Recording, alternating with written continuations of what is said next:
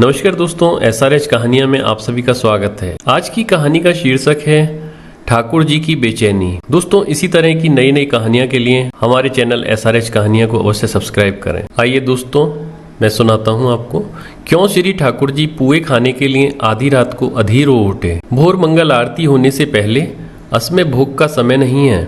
असमय श्री ठाकुर जी को भोग लगाकर संतुष्ट किया। दो सूरदास हुए हैं, एक तो सूरदास जी श्रीनाथ जी के परम भक्त और एक हुए सूरदास मदन मोहन, बादशाह अकबर के सूबेदार थे। उत्तर प्रदेश में एक स्थान संडीला, वहां के सूबेदार मदन मोहन सूरध्वज वैसे उनका नाम था।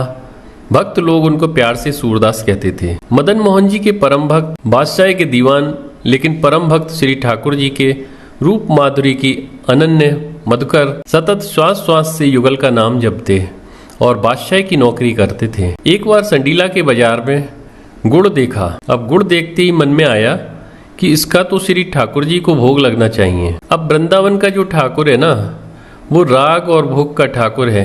उसको रिझाने की विधि क्या है? सुंदर सुंदर भोग और सुंदर सुंदर राग इसी से रिझते हैं। जैसे ही सुंदर सा वो बड़ा नवीन गुड़ देखा, गुड़ देखते ही सूरदास जी के मन में आया कि ये तो श्री ठाकुर जी की सेवा में उपस्थित हो जाए।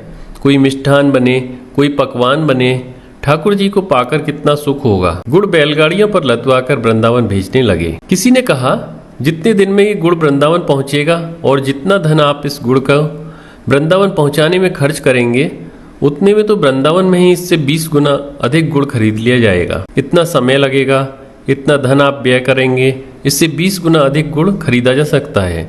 उस धन से वहीं वृंदावन से। सूरध्वज जी ने कहा, प्रेमी की दुनिया अलग होती है और फिर ये प्रेम का पंथ है। भगवत रसिक, रसिक की बातें रसिक बना कोई समझ सके ना। सूरध्वज जी ने कहा कि तुम नहीं समझोगे कि इस गुड़ की महिमा क्या है। ये तो केवल रसिक शेखर श्याम सुंदर जानते हैं। उसी समय बैलगाड़ियों में भरवाकर गुड़ भिजवाया। 20 दिन में वो गुड़ वहां संडीला से वृंदावन पहुंचा और जब वृंदावन पहुंचा तो श्री ठाकुर जी की शयन आरती हो चुकी थी। श्री ठाकुर जी का शयन हो चुका था। श्री ठाकुर जी ने मन में विचार किया, भाई सुबह तक तो हमसे प्रतीक्षा होगी नहीं। गुड़ पहुंचा है तो भोग अभी लगना चाहिए। क्या किया जाए? शयन हो चुका, ठाकुर को पड़ा दिया गया था शैया पर, और यदि ये गुड़ पुजारी के हाथ लग गया तो वो तो इस गुड़ को भंडारे में रखवा देगा। वो क्या जाने इस गुड़ की महिमा क्या है। उसके लिए तो क्या आया है, गुड़ आया है और ऐसा गुड़ भंडार में पहले रखा है। वो विचार करेगा, जो वस्तु पहले रखी है पहले भोग में उसे खर्च करना चाहिए, जिसे बाद में खर्च करेंगे। श्री ठाकुर जी ने स्वप्न में पुजारी को आदेश दिया, सुनो, अभी सूरध्वज के यहाँ से गुड़ आया है, पुआ बनाओ और हमें भोग लगाओ। पुजारी ने कहा कि आपकी शैया के पास इतना भोग रखा है, जाड़े के दिन अब आधी रात को किस प्रकार से मैं रसोइये को बुलाऊं, फिर पुआ बनवाऊं और आपको भोग लगाऊं। यदि आपको पुआ पाने की इच्छा ही है तो सुबह तक प्रतीक्षा कर लीजिए। ठाकुर जी ने पुजारी से कहा, तू बड़ा मूर्ख है, तुझे दिखाई नहीं पड़ता इस गुड़ की राह देखते देखते मेरी आंखें सूज गईं।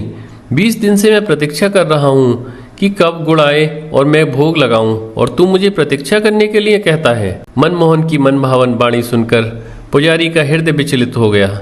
दौड़ कर गया, स्नान किया, रसोई में जाकर सब व्यवस्था करवाई और भोर मंगल आरती होने से पहले असमय भोग का समय नहीं है, असमय श्री ठाकुर जी को भोग लगाकर संतुष्ट किया।